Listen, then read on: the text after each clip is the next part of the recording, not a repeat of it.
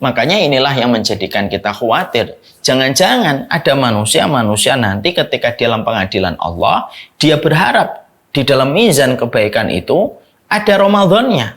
Tapi ternyata tidak ada Ramadannya. في ليلة من الليالي لست أدري ما تراني ظلمة تغمرني يا رب الأرض ضاقت والسماء وقلبي ما عرف الضياء والدمع بات يبكي يا إلهي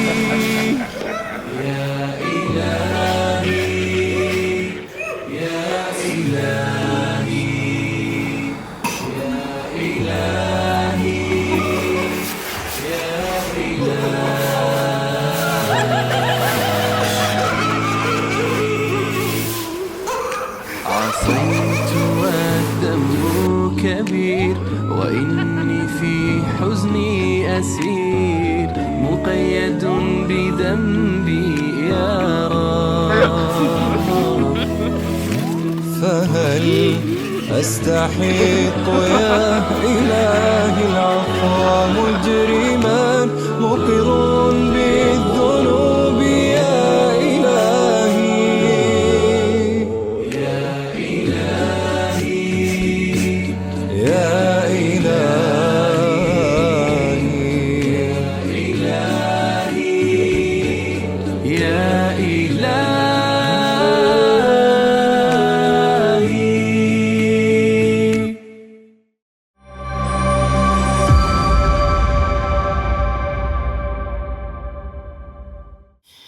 Kita pada kesempatan hari ini akan menyampaikan sebuah materi yang sejatinya materi ini merupakan materi yang akan kita hajatkan dan kita butuhkan.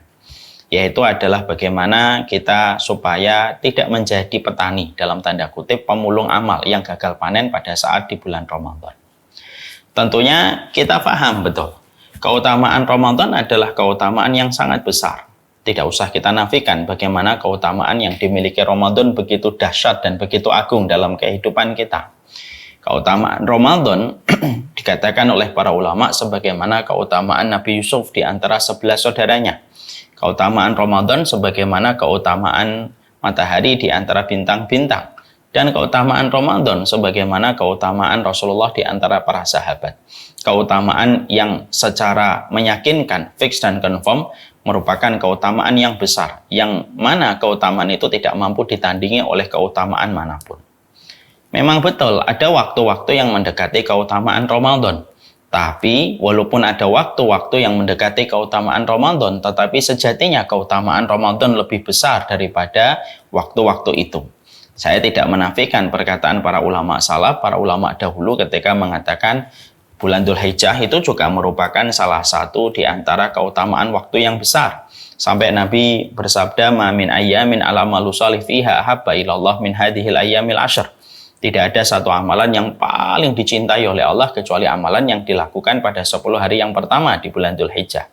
Saya juga tidak menafikan keutamaan 10 hari yang pertama di bulan Muharram, di mana bulan Muharram identik dengan bulannya Nabi Musa. Ketika Nabi Musa melihat secara langsung bagaimana dakwahnya dimenangkan oleh Allah ketika Fir'aun ditenggelamkan pada tanggal 10 Muharram. Walaupun bulan Dzulhijjah merupakan salah satu di antara waktu yang besar keutamaannya, walaupun bulan Muharram merupakan bulan yang memiliki keutamaan yang sangat besar, tentunya keutamaan bulan Dzulhijjah dan keutamaan bulan Muharram sekali lagi berbeda dengan keutamaan yang dimiliki oleh Ramadan. Karena memang Ramadan sejatinya identik dengan bulannya Rasulullah SAW dan merupakan bulan yang dipilih oleh Allah, merupakan waktu yang dipilih oleh Allah penguasa alam semesta ketika menurunkan kalamnya, menurunkan wahyunya yaitu Al-Quran, dan tidaklah dipilih oleh Allah pada waktu ia menurunkan kalamnya kecuali adalah di bulan Ramadan. Makanya keutamaan Ramadan ada keutamaan yang tidak didapatkan di bulan Dzulhijjah dan di bulan Muharram.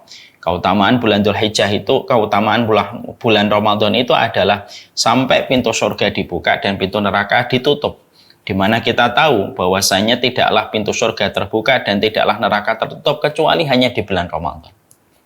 Ya, padahal kita paham di dalam hadis bahwasanya pintu-pintu surga yang berjumlah 8 itu tertutup sepanjang tahun sampai nanti pada waktu Rasulullah Shallallahu Alaihi Wasallam mengetuk pintu surga itu, barulah pintu surga itu dibuka. Tapi khusus ketika di bulan Ramadan, maka sesungguhnya ketika di bulan Ramadan dibuka pintu-pintu surga, saking begitu agungnya surga itu, saking begitu agungnya Ramadan itu, sampai surga pun membuka pintunya dan memberikan aroma ketaatan kepada penduduk bumi dengan sebuah momen ketika pintu surga itu dibuka. Dan neraka pun yang identik dengan kekejian, kemungkaran itu pun menutup diri pada waktu bulan Ramadan. Karena sungkannya mereka dengan ketaatan yang sangat dirasakan pada waktu di bulan Ramadan. Dan itu menunjukkan kepada kita besarnya keutamaan Ramadan itu luar biasa. Makanya sampai kita jumpai bahwasanya banyak orang ketika manusia itu ketika bulan Ramadan banyak yang berbenah, yang asalnya tidak menutup aurat di bulan Ramadan. Walaupun terkadang setelah Ramadan itu selesai mereka kembali membuka auratnya. Semoga Allah memberikan hidayah. Tidak menutup mata bahwasanya ketika di bulan Ramadan berbagai macam program-program dibuat religius se-islami mungkin, supaya ketika seseorang itu di bulan Ramadan itu, ketika di bulan Ramadan sereligius mungkin karena nuansa ketaatan yang dirasakan manusia ketika di bulan Ramadan. Dan itu menunjukkan kepada kita, itulah dahsyatnya Ramadan. Dan itulah waktu yang disebut dengan prime time-nya ketaatan dari seorang manusia untuk melakukan ketaatan kepada Rabb-nya. Tidak ada satu prime time yang paling besar keutamaannya kecuali prime time itu terletak pada bulan Ramadan. Makanya kalau boleh kita mengibaratkan, kita ini adalah pedagang. Kita ini pedagang yang menjual barang dagangan. Pembelinya adalah Allah dan sesungguhnya alat tukarnya adalah surga. Kita ini pedagang. Maka barang dagangan kita itu adalah ketaatan kita dan ibadah kita. Pembelinya adalah Allah, alat tukarnya adalah surga seluas langit dan bumi. Karena Allah banyak sekali memisalkan perumpamaan orang yang beramal solih, berkorban untuk Allah itu sebagaimana perniagaan dan perdagangan antara manusia itu dengan Rabb-nya. Dan sesungguhnya tidak ada perniagaan yang paling menggiurkan dengan profit yang sangat besar yang Allah berikan kepada kita selaku manusia, kecuali profit yang paling besar, kecuali keuntungan yang paling gede yang Allah berikan kepada setiap para pedagang yang terus membawa amal solihnya untuk dibeli oleh Allah dengan alat tukar dengan surga seluas langit dan bumi, kecuali yaitu adalah perniagaan dan perdagangan yang dilakukan dan dikerjakan di bulan Ramadan. Saking besarnya kecintaan Allah ketika di bulan Ramadan, maka seiring dengan besarnya profit yang Allah janjikan kepada setiap orang yang mereka melakukan perniagaan di waktu bulan Ramadan. Makanya inilah yang menjadikan kita paham Ramadan itu adalah prime time. Maka inilah yang menjadikan kita akhirnya paham ketika Allah memberikan keutamaan yang besar di bulan Ramadan dengan keutamaan yang luar biasa. Bahkan surga pun membuka pintunya, neraka pun tertutup, bahkan setan pun dibelenggu oleh Allah Subhanahu wa taala. Makanya seakan kita harus merenung dari apa yang diucapkan oleh Rasulullah Shallallahu Alaihi Wasallam ketika Nabi bersabda, "Faman khurrima an khairiha faqad khurrima an kulliha." Siapapun yang diharamkan dari kebaikan Ramadan, seakan-akan mereka diharamkan dari seluruh kebaikan-kebaikan yang ada. Kalaulah mereka diharamkan kebaikan dari Ramadan. Penjelasan dan penjabarannya simpel. Kalaulah ada di antara manusia ketika Ramadan dibuka oleh Allah dengan keutamaan yang besar, surga dibuka, neraka ditutup, kok sampai ada di antara manusia kok tidak bisa memaksimalkan tilawah, ibarat kata dia tidak bisa khatam ketika di bulan Ramadan, terus di bulan mana lagi dia bisa khatam kalau di bulan Ramadan saja dia tidak bisa khatam? Kalau ada manusia di bulan Ramadan tidak mampu merubah dirinya menjadi orang yang dermawan sebagaimana Nabi, angin sepoi-sepoi diibaratkan karena saking banyaknya kedermawanan yang terbentuk dari Nabi ketika Nabi itu di bulan Ramadan. Kalau manusia tidak bisa dermawan di bulan Ramadan, terus di bulan apa lagi dia bisa dermawan kalau di bulan Ramadan pun dia tidak bisa dermawan? Kalau ada manusia yang mereka tidak bisa datang ke masjid untuk melaksanakan sholat Padahal ketika Ramadan nuansa surga begitu terasa pada kehidupan, neraka ditutup, setan dibelenggu, kok tetap tidak bisa datang ke masjid. Terus di bulan mana lagi kita bisa datang ke masjid? Kalau di bulan yang Allah memberikan seluruh komponen-komponen pendukung pun kita tidak bisa melakukan ketaatan itu. Ini yang menjadi sebuah renungan untuk kita. Ibarat kata dengan sebuah contoh yang simple, sebuah contoh yang sederhana. Kalau ada manusia di depan Ka'bah, ketika dia di depan Ka'bah, kok dia tidak mampu khusyuk di dalam sholatnya, padahal Ka'bah hanya berjarak 2 meter di hadapannya, kok dia tidak bisa khusyuk? Terus di mana lagi dia akan bisa khusyuk kalau di depan Ka'bah, yang itu merupakan bagian dari rumahnya Allah, kamu tidak bisa khusyuk, di mana lagi kamu akan bisa khusyuk? Dan itu menjadi perenungan untuk kita. Makanya inilah yang menjadi kekhawatiran kita. Kalau ada seseorang ketika di bulan Ramadan, ketika Allah memberikan kesempatan kepadanya, itu tester. Siapapun yang mampu mengoptimalkan kebaikan pada waktu di bulan Ramadan, seakan-akan dia punya alasan untuk melakukan ketaatan itu di luar bulan Ramadan. Tapi siapapun yang mereka tidak mampu untuk mengoptimalkan ketaatan di bulan Ramadan, seakan-akan bisa diibaratkan, walaupun ini bukan secara otomatis, tapi bisa dikhawatirkan. Kalau kamu tidak bisa optimal dengan ketaatan di bulan Ramadan, terus di bulan mana lagi kamu akan optimal dengan ketaatan? Kalau di bulan Ramadan saja kamu tidak optimal. Ini kan menjadi perenungan. Jadi Ramadan di satu sisi adalah madrasah besar, tapi Ramadan di satu sisi adalah tester untuk kehidupan setiap manusia. Dengan rangkaian ketaatan yang Allah berikan ketika kita menginjakkan kaki di sebuah bulan yang disebut dengan bulan Ramadan.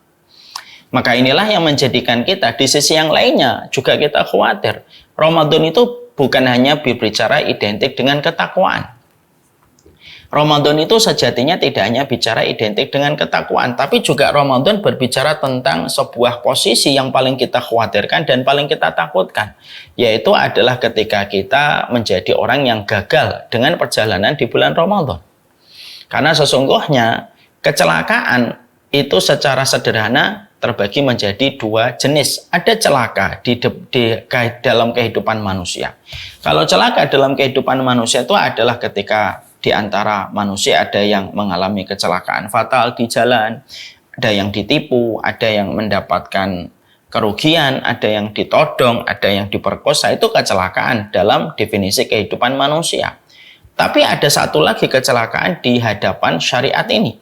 Dan tahukah kita, sesungguhnya kecelakaan di hadapan Allah itu kecelakaan yang berkaitan tentang Ramadan. Makanya kita pernah menjumpai ada sebuah riwayat di mana Rasulullah SAW pernah berada di masjid, lalu beliau mengucapkan amin 3 kali.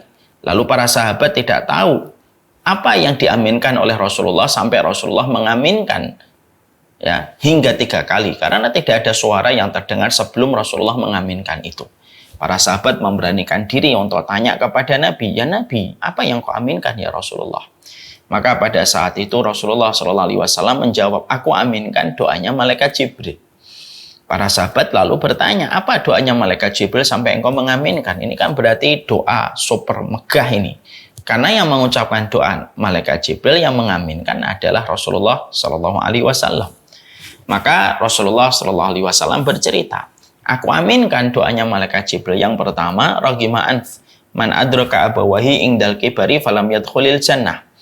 Yaitu celaka sekali umatmu, wahai Muhammad, kalau ada di antara umatmu menjumpai orang tuanya sepuh, orang tuanya tua dan renta, yang harusnya itu menjadi jalan yang paling memudahkan dia memasuki surga, tapi justru dia tidak bisa masuk surga karena tidak memaksimalkan khidmah untuk birrul walidain kepada orang tuanya ketika tua dan renta.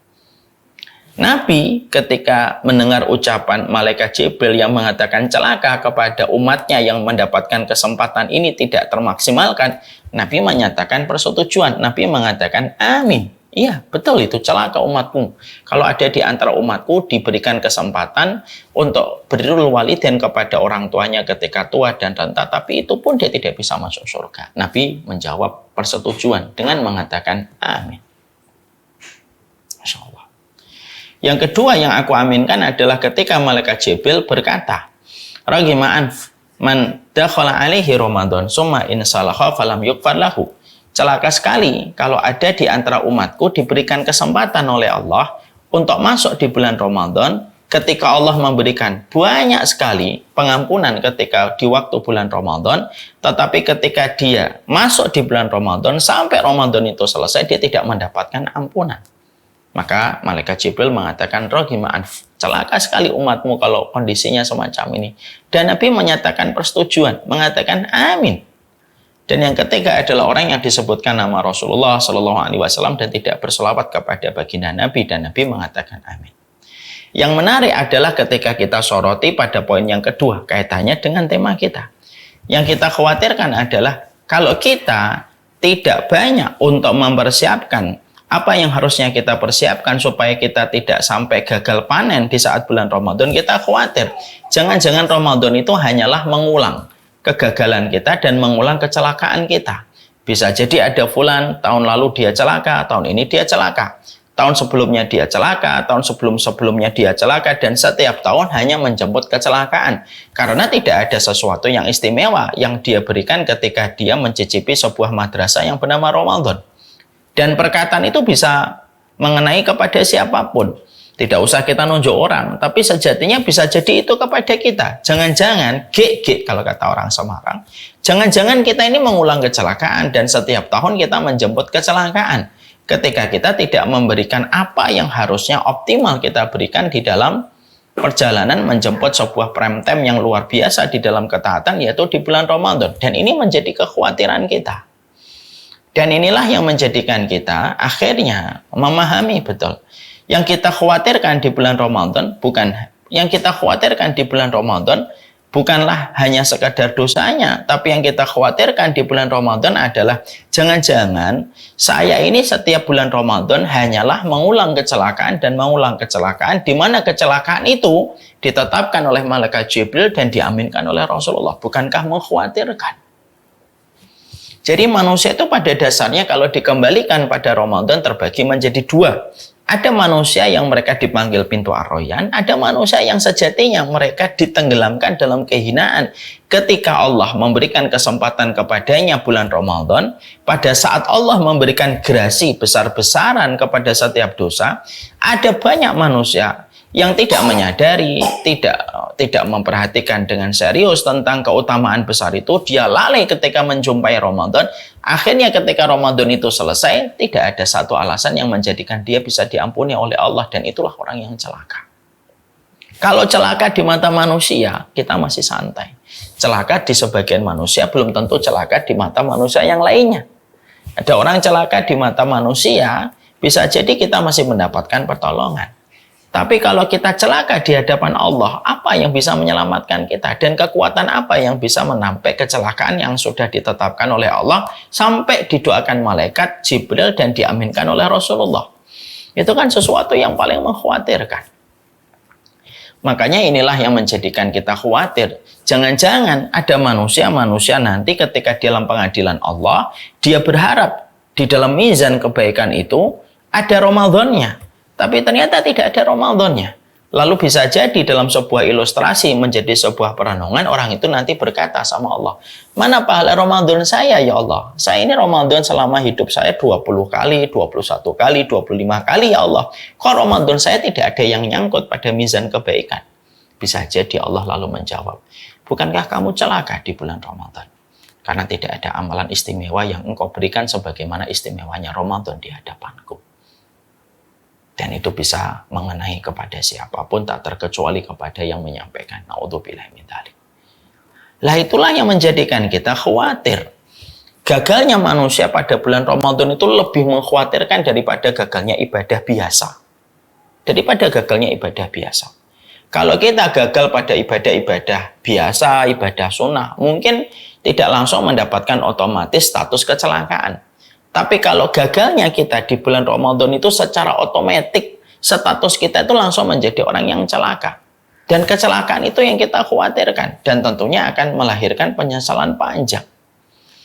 Kalau seorang petani gagal panen, mungkin dia masih punya waktu untuk merajut harapan di tahun depan dia tidak gagal panen.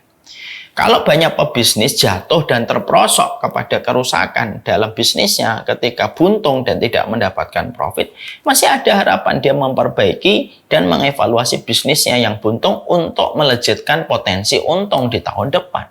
Tapi kalau seseorang sudah menjadi celaka di hadapan Allah, lalu kecelakaan itu kita bawa karena kita tidak tahu jaminan apa yang bisa menjamin kita sampai Ramadan tahun depannya lagi, bukankah itu merupakan kecelakaan yang paling mengkhawatirkan?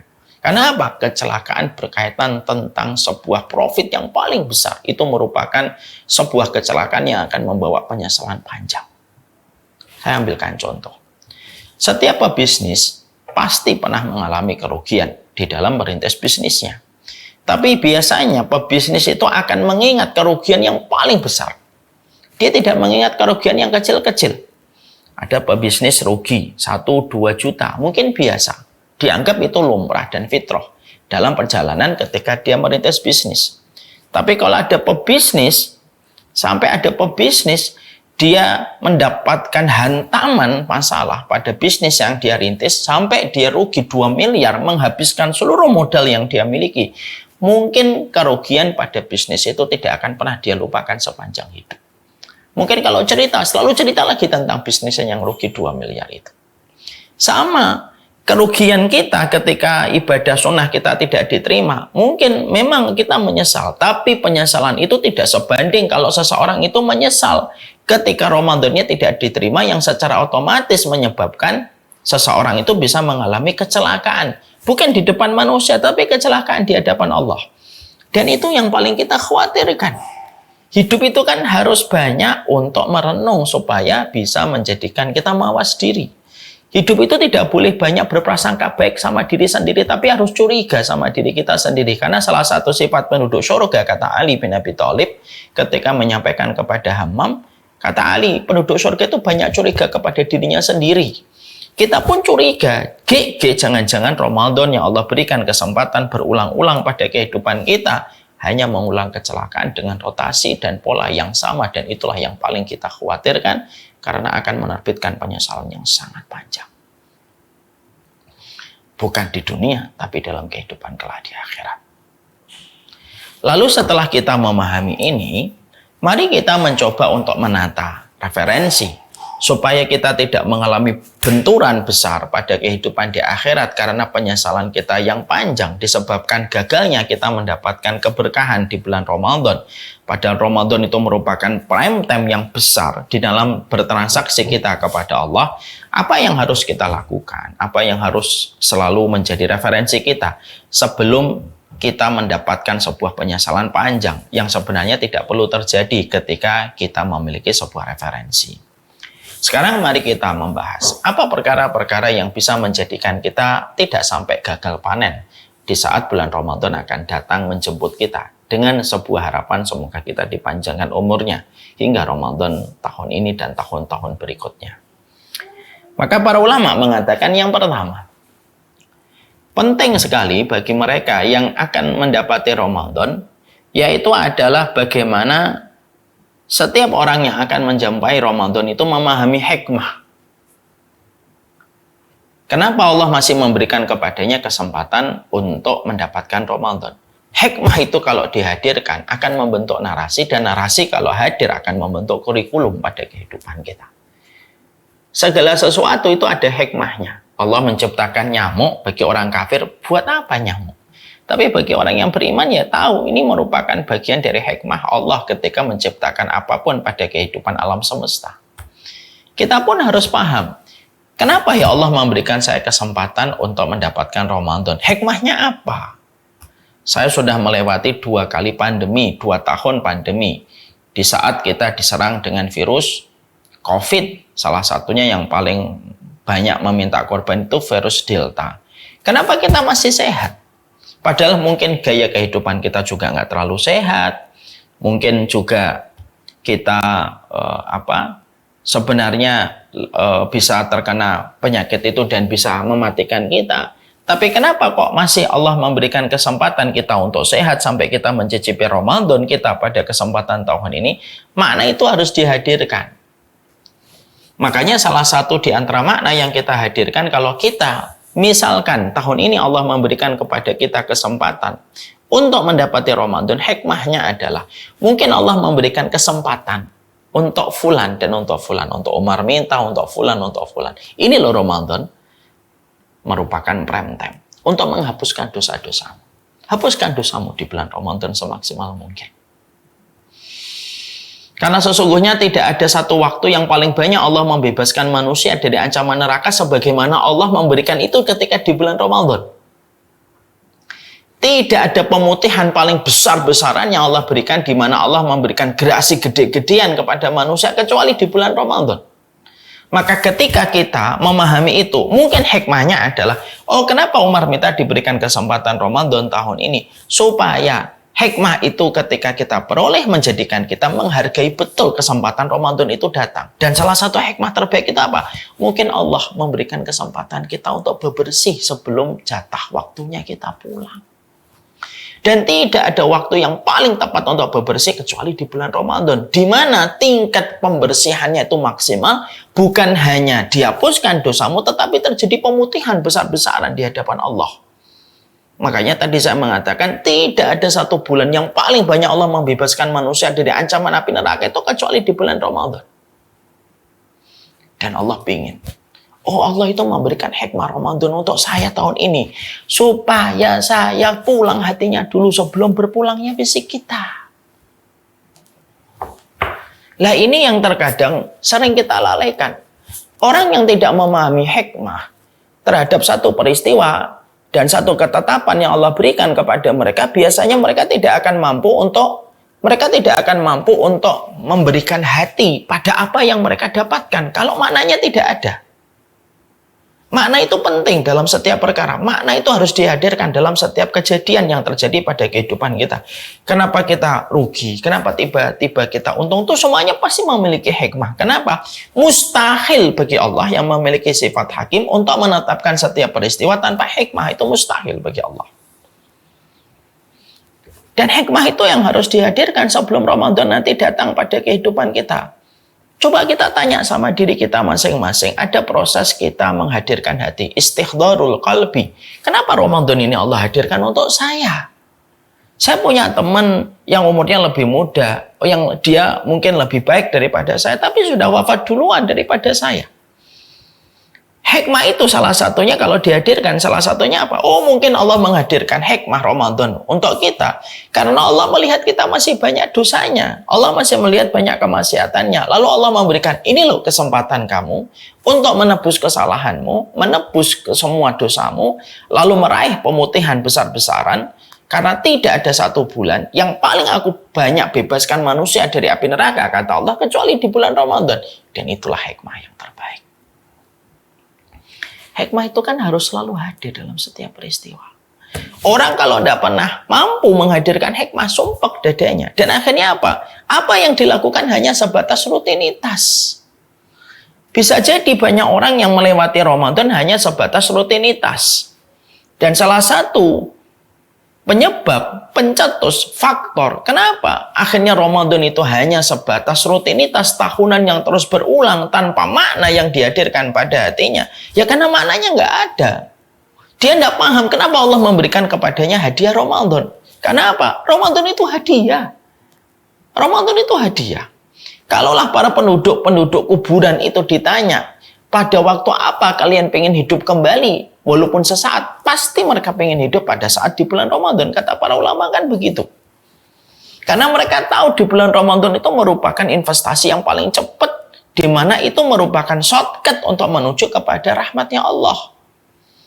Ketika Ramadan itu hadiah, itu makna yang harus dihadirkan. Supaya menghargainya itu muncul. Dan supaya kita tidak menjadi orang yang gagal panen. Petani yang paham, kenapa dia menjadi petani akan berbeda dengan petani yang hanya menjalankan rutinitas saja. Beda kalau ada petani yang betul-betul dia paham kenapa dia menjadi petani, hatinya menghadirkan makna. Ketika dia menanam, dia berikan seluruh konsentrasinya, pikirannya kepada apa yang dia tanam. Hasilnya pasti berbeda dengan petani yang hanya menjalani rutinitas.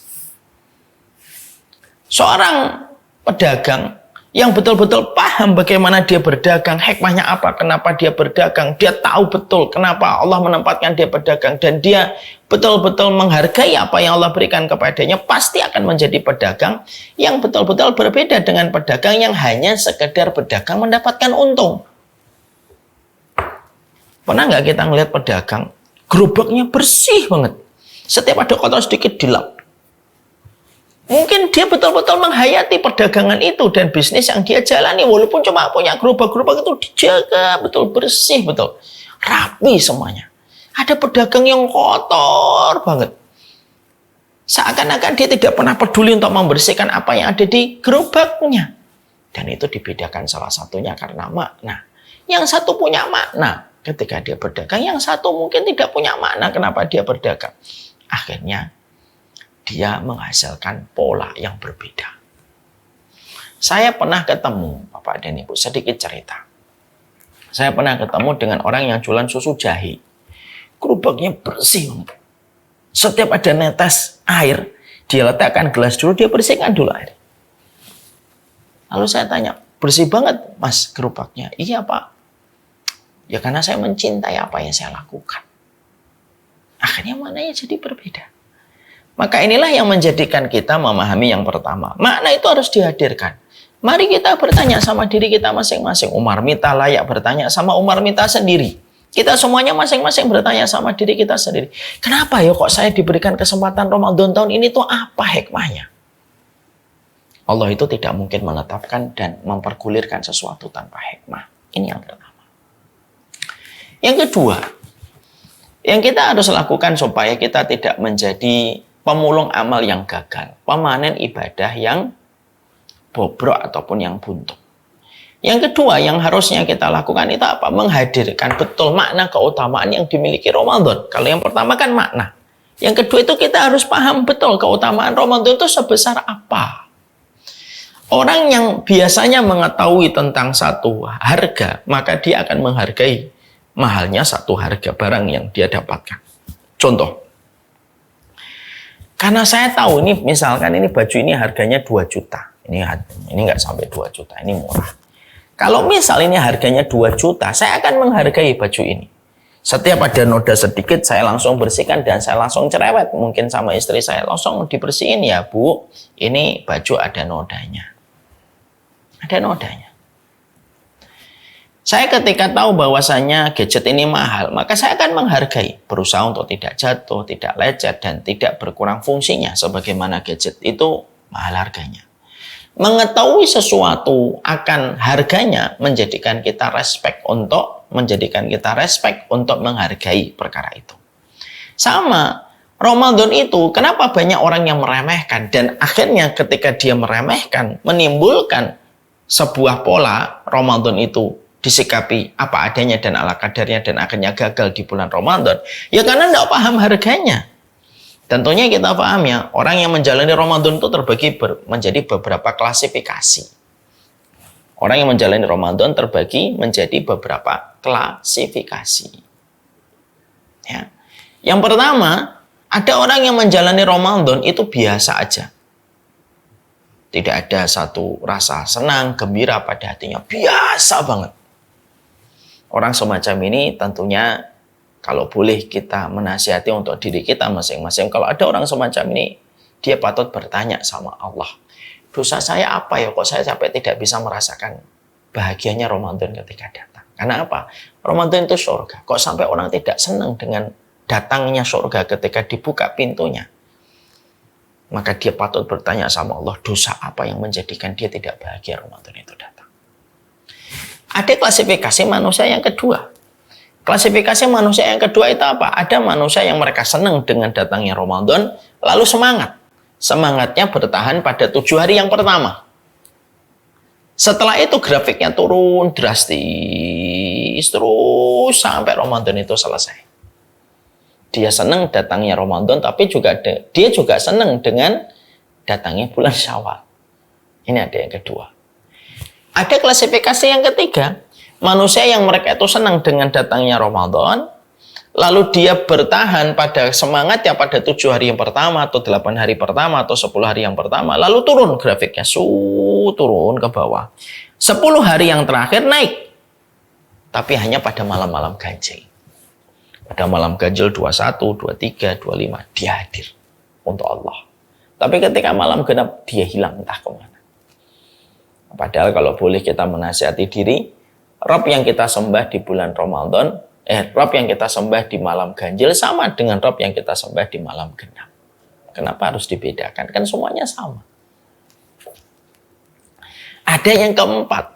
Yang keempat itu apa? Yaitu orang yang menjalani Ramadan semangat, dan semangatnya semakin tinggi ketika semakin mendekati akhirnya. Dan itulah orang yang sebenarnya Masya Allah, mereka lah yang panen dengan keutamaan Ramadan. Karena apa? Imam Ibnu Rajab itu berkata, kalau Ramadan itu dibagi menjadi 10 hari ada 3. 10 hari pertama, 10 hari yang kedua, 10 hari yang ketiga. Kalau orang Ramadan pada 10 hari yang pertama diterima, dijadikan Ramadan dia pada 10 hari yang kedua, semangatnya itu lebih besar daripada 10 hari yang pertama. Min sawabil hasanah al-hasanatu ba'daha. Balasan setiap kebaikan itu melahirkan kebaikan yang lebih besar setelahnya. Kalau ada orang pada 10 hari pertama dan 10 hari yang kedua dia diterima sama Allah, maka akan melahirkan kekuatan yang lebih besar lagi pada 10 hari yang terakhir. Pada 10 hari yang terakhir itu semangatnya lebih besar daripada 20 hari yang pertama. Itu berarti Ramadannya diterima. Makanya Rasulullah semangatnya pada 10 hari yang terakhir berbeda dengan semangat pada 20 hari yang pertama. Pada 10 hari yang terakhir syadda mizarahu. Dia mengencangkan sarungnya, tidak mencampuri istri-istrinya. Bahkan mencampuri istrinya yang merupakan mubah pun ditinggalkan oleh beliau. Membangunkan keluarganya lebih pagi. Aiqadha ahlahu wa ahya lailahu, dan membangunkan malam itu begitu panjang. Dan itu dilakukan Nabi lebih maksimal ketika pada 10 hari yang terakhir. Itu menunjukkan bahwasanya ada klasifikasi manusia. Kalau Ramadan 10 hari yang pertama dijadikan semangatnya pada 10 hari yang kedua lebih besar. Kalau ini yang kedua diterima sama Allah, dijadikan pada 10 hari yang terakhir itu kekuatannya lebih besar. Kita kan pingin bahwasanya setiap Ramadan yang kita lewati bertahan ketaatan kita sampai hari yang terakhir. Supaya kita tidak gagal panen ketika Ramadan itu datang. Lah bagaimana? Yang kedua, pahami harganya Ramadan. Keutamaan Ramadan itu besar. Yang mengetahui tentang harga keutamaan sesuatu, maka dia akan menghargai perkara itu. Dia akan menghargai keutamaan itu. Dan itu yang kita harus mengerti. Nah sekarang kita bicara, keutamaan Ramadan itu apa sih Ustaz? Keutamaan Ramadan banyak, tapi setidaknya saya membicarakan setidaknya dari beberapa poin atau 2 poin saja.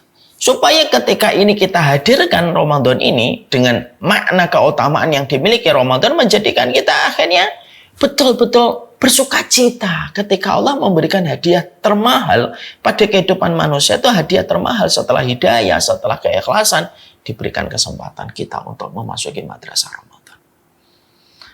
Apa itu keutamaan Ramadan yang harus dihadirkan untuk lahir pada hati dan jiwa pikiran kita? Yang pertama, keutamaan Ramadan adalah sesungguhnya keutamaan Ramadan akan kita pahami kalau kita merenungkan sebuah riwayat yang datang dari Tolhah.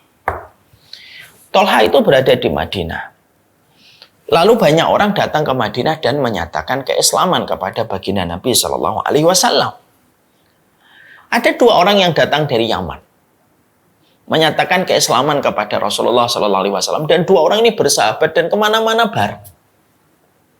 2 orang ini bersahabat kemana-mana bareng. Dan itu menarik perhatian banyak orang, salah satunya Tolhah. Selalu melihat 2 orang ini selalu datang bersama-sama kemanapun karena mereka bersahabat kental. Sampai ada satu peperangan jihad. Dua-duanya ngikutin peperangan. Yang satunya meninggal di dalam peperangan itu. Yang satunya masih hidup, masih selamat. Dan hidup sampai 1 tahun ke depannya. Setelah 1 tahun ke depannya, barulah sahabat ini meninggal dunia. Itu pun bukan di peperangan. 2 orang bersahabat ini akhirnya dua-duanya mereka meninggal dunia. Yang menarik perhatian Tolhah adalah Tolhah itu pernah bermimpi. Dalam satu mimpinya menjumpai dan mendapati 2 orang bersahabat ini di dalam mimpinya. Di depan sebuah tempat yang sangat indah. Yang disebut Tolhah dengan kata surga. Karena saking indahnya tempat itu. Yang menarik di tempat itu selalu ada panggilan orang untuk masuk ke dalamnya. yaitu masuk ke dalam surga. Tolha sempat berpikir ini yang pasti masuk pertama kali di antara dua orang yang bersahabat ini adalah sahabat yang pertama kali meninggal di peperangan mati syahid. Ternyata ketika surga itu yang dilihat di dalam mimpinya Tolha memanggil nama, yang dipanggil pertama kali bukan sahabat yang meninggal di peperangan, tapi sahabat yang meninggal 1 tahun setelah sahabat yang pertama. Yang meninggalnya bukan di peperangan, tapi meninggalnya 1 tahun setelah yang pertama. Setelah dia masuk ke dalam surga itu lama sekali, barulah ada panggilan yang kedua. Siapa panggilan kedua? Sahabat yang meninggalnya gugur di peperangan yang meninggal 1 tahun sebelumnya. Tolha kaget dong melihat kejadian itu. Karena menurut pikiran Tolha, harusnya yang masuk surga pertama kali adalah sahabat yang gugur di peperangan. Karena keutamaan mati syahid. Ketika Tolha bangun, beliau menanyakan isi mimpinya kepada banyak orang. Dan Tolha tidak banyak mendapatkan jawaban yang memuaskan. Sampai akhirnya sampai ke telinga Rasulullah SAW. Ketika sampai ke telinga Rasulullah SAW, maka pada saat itu Rasulullah memanggil Tolha dan bertanya kepada Tolha, apa yang menjadikan kamu merasa asing atau merasa penasaran dengan apa yang kamu jumpai di dalam mimpi, wahai sahabat Tolha? Lalu sahabat Tolha mengatakan, ya Rasulullah, gimana aku tidak merasa asing ya Rasulullah? Gimana aku tidak merasa penasaran? Ada sahabat yang bersahabat 2 orang, yang satu gugur di peperangan, yang satu gugur 1 tahun setelahnya. Dan itu tidak meninggal di peperangan. Ternyata ada panggilan di surga. Ternyata yang dipanggil pertama kali ke surga adalah sahabat yang meninggal 1 tahun setelahnya, yang meninggalnya bukan di peperangan. Setelah sekian lama barulah yang dipanggil sahabat yang meninggalnya gugur di peperangan. Karena harusnya yang masuk surga pertama kali itu sahabat yang gugur di peperangan ya Rasulullah. Lalu Nabi menjawab, bukankah sahabat yang meninggal 1 tahun setelahnya dari sahabat yang pertama, dia mendapatkan tambahan waktu 1 tahun, wahai Tolha? Betul ya Rasulullah. Dalam 1 tahun itu ada tambahan sholat? Betul ya Rasulullah. Dalam tambahan 1 tahun itu ada 1 Ramadan ya Rasulullah. Ya Tolha? Betul ya Rasulullah. 1 Ramadan dan tambahan sholat itulah yang menjadikan derajatnya ditinggikan oleh Allah daripada sahabat yang meninggal 1 tahun sebelumnya di peperangan. Riwayat itu menyentak kita kan? Riwayat itu memberikan kepada kita sebuah kejut itu mengagetkan gitu.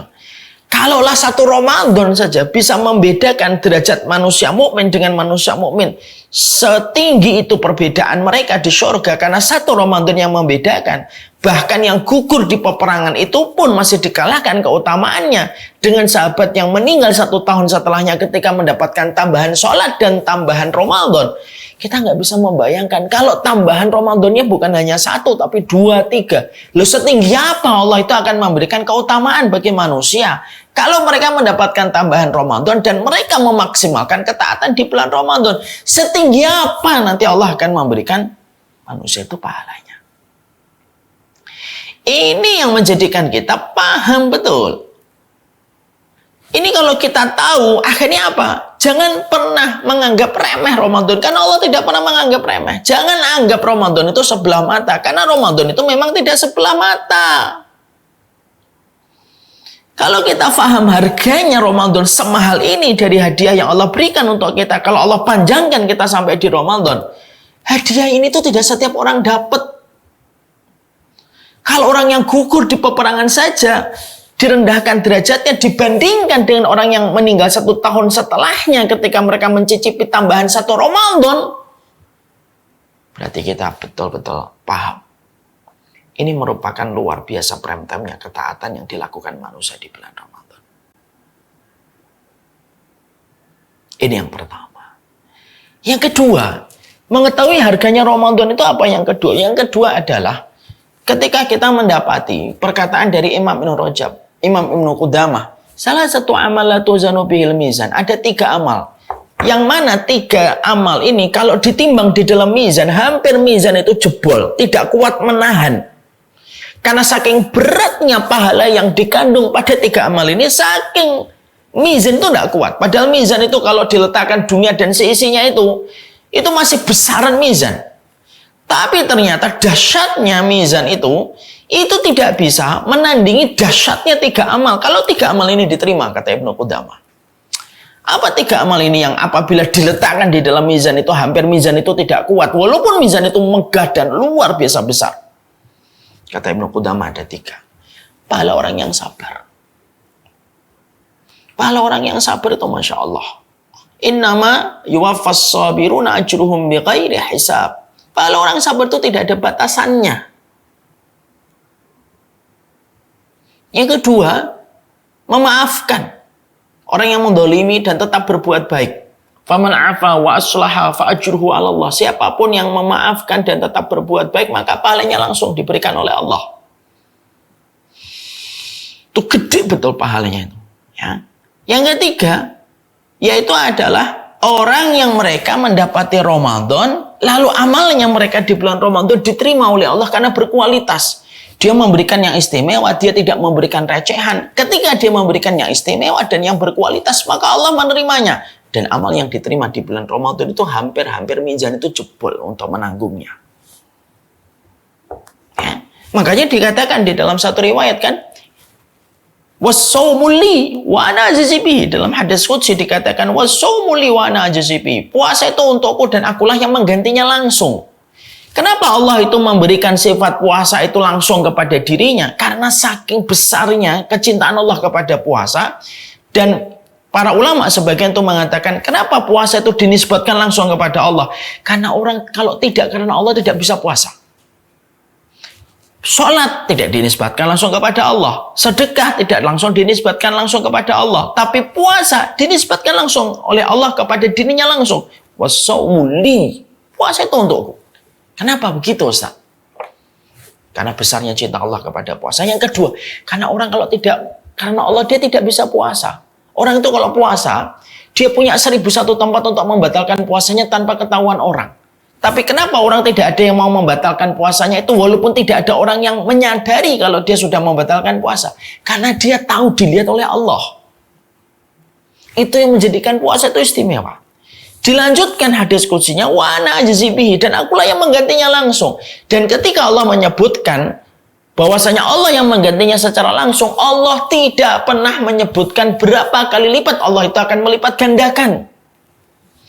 Makanya sampai Syekh Utsaimin itu menerangkan kepada kita, kenapa Allah merahasiakan amal yang dilakukan di bulan Ramadan? Karena saking gedenya pahala yang menanti. Biasanya tuh kalau hadiahnya mahal, disembunyikan sama Allah. Disembunyikan oleh manusia. Tapi kalau hadiahnya murah, biasanya diceritakan. Maka hadiah Ramadan itu saking gedenya, dirahasiakan oleh Allah. Makanya kalau kita baca Quran, satu hurufnya 10 kebaikan. Itu di luar bulan Ramadan. Di bulan Ramadan dilipat gandakan dengan kelipatan yang lebih besar. Dengan kelipatan yang hanya Allah yang tahu. Kita kalau sedekah dilipat gandakan 700 kali lipat. Itu di luar bulan Ramadan. Di bulan Ramadan dilipat gandakan dengan kelipatan yang Allah tahu. Hanya Allah yang tahu. Kalau kita dzikir pagi, keutamaannya sebagaimana membebaskan 4 budak. Itu di luar bulan Ramadan. Pas di bulan Ramadan dilipat gandakan dengan kelipatan yang jauh lebih besar. Hanya Allah yang tahu. Coba kalau kita sudah tahu kayak gitu. Apakah kita nanti akan apa adanya dan ala kadarnya? Yang akhirnya berujung kepada gagalnya kita untuk panen di bulan Ramadan. Orang gagal panen Ramadan itu karena tidak pernah menghargai harga mahalnya Ramadan itu kalau sudah diberikan kesempatannya kepada kita. Kemudian yang ketiga, waktu kita yang terbatas. Ini sebenarnya materi sangat panjang, 2 jaman lebih. Tapi karena waktu jualah yang membatasi, kita menyampaikan yang singkat-singkat. Yang ketiga, tentunya yang paling penting juga ketika kita supaya tidak gagal Ramadan itu adalah jagalah hati. Banyak orang yang mampu menahan lambung, menahan kerongkongan dari lapar, perih, dan haus. Tapi ternyata tidak mampu menjaga hatinya. Dia penuh dengan hasad, dia penuh dengan dengki, dia menyimpan dendam ketika di bulan Ramadan. Mungkin kamu menyelesaikan Ramadan. Tapi kalau kamu memelihara penyakit hati ketika di bulan Ramadan, orang yang memelihara dengki dan penyakit-penyakit hati di bulan Ramadan, hasad dan lain sebagainya, itu kayak gali lubang tutup lubang. Antara yang dia dapatkan dengan apa yang dia korbankan tidak sebanding. Makanya Salah satu di antara yang disampaikan oleh Syekh Shinqiti adalah kepada kita, siapapun yang melewati Ramadan, maka hendaklah dia adalah orang yang senantiasa berkomitmen menjaga hatinya.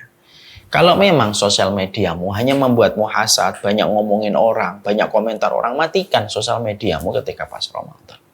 Kalau memang mata kita yang menjadi gerbang pertama kita hasad dan dengki sama orang dan suka membandingkan orang, lebih baik tidak usah banyak ngelihat ketika kita di bulan Ramadan. Karena apa? Penyakit hati itu terlalu banyak melihat, terlalu banyak mendengar sesuatu yang sebenarnya tidak ada banyak manfaatnya. Orang yang melakukan Ramadan tapi membiarkan penyakit tumbuh pada hatinya itu sebagaimana dia menanam pohon tetapi membiarkan rayap mengerumuni kayunya tersebut. Orang yang menjalin Ramadan tapi tidak ada komitmen menjaga hatinya itu sebagaimana dia biarkan gula dikerubuti dengan semut. Segala sesuatu ada perusaknya dan tidak ada perusak yang paling cepat kecuali penyakit hati. Banyak orang yang ketika Ramadan itu akan datang membersihkan rumahnya, membersihkan masjidnya. Tapi ternyata sedikit sekali di antara manusia yang membersihkan hatinya sebelum Ramadan itu datang. Padahal ini penting sekali. Mintalah kepada Allah sebelum Ramadan itu datang, kebersihan hati. Karena yang merusak Ramadan itu bukanlah hanya makan dan minum, bukan hanya jima. Tapi yang termasuk salah satu fundamental merusak Ramadan adalah penyakit-penyakit hati yang kita biarkan. Hasad, dengki, prasangka yang buruk, ngeliatin orang. Sudah, kurangi melihat. Matikan sosial media kalau memang kita ingin untuk menjaga Ramadan kita. Semakin bersih hati kita ketika tidak banyak melihat, tidak banyak mendengar. Semakin mudah kita panen. Dengan panen besar ketika Ramadan itu selesai. Barakallahu fikum. Mungkin hanya 3 yang kita sampaikan. Setidaknya mewakili dari banyak poin yang sebenarnya menjadi penting untuk kita. Menghadirkan makna, mengetahui mahalnya Ramadan yang Allah berikan kepada kita. Dan bagaimana komitmen kita menjaga hati. Itu merupakan bagian dari sebuah upaya supaya kita tidak gagal panen ketika Ramadan datang. Semoga yang menyampaikan adalah orang yang tidak gagal panen. Semoga siapapun yang hadir pada kesempatan hari ini pun tidak gagal panen dengan Ramadan yang akan Allah berikan kepada kita. Dan semoga kita dipanjangkan ketaatan dan umur kita sampai Ramadan itu datang kepada kita. في ليلة من الليالي لست أدري ما تراني ظلمة تغمرني يا رب. الأرض ضاقت والسماء وقلبي ما عرف الضياء والدمع بات يبكي يا إلهي يا إلهي يا إلهي يا إلهي يا إلهي.